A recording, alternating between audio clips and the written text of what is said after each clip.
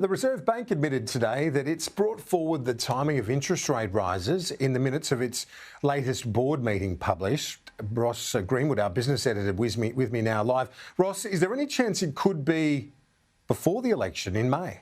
Well, I've got to say that the chances are increasing that it will be. I mean, broadly, the common school of thought amongst economists is that it'll happen in June as soon as the election is gone. But there's urgency in the Reserve Bank needing to raise interest rates. That's the reason why the door, I think, is open that maybe it may rate rise during the election campaign, which clearly would be seen to be highly political. It was done in 2007, as you and I have talked about before.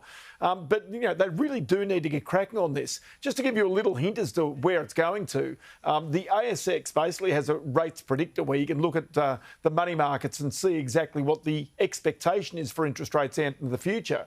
Now, if I go out into August next year, this cash rate, currently at 0.1%, is anticipated to be more than 3%.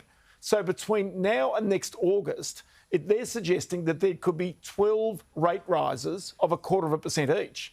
Now, whether that comes to pass or not really will depend on how inflation pans out, how energy prices pan out, how labour prices pan out, because these are the things the Reserve Bank is watching.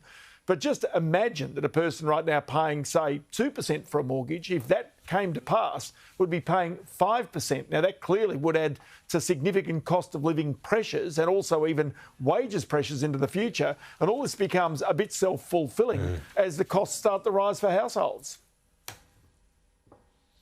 Absolutely, and hot button political issue too, Ross, right across the board, rates, cost of living. Let's turn our attention now to what is a different sort of race, the race for Twitter. It's hotting up, isn't it? One of the world's biggest tech investors says it may create a rival bid to that of Elon Musk.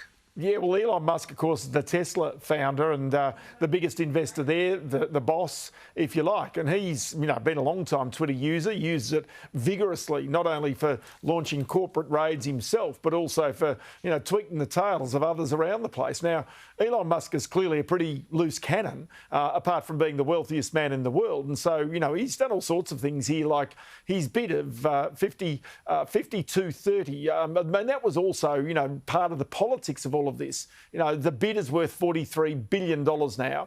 But what's happened is Apollo Global Asset Management has come in and said that it might either A, cooperate with him, or B, create a rival bid and become a part of that. And so there's a few lining up, including Morgan Stanley, the big investment bank, that's suggested to be wanting to help some out.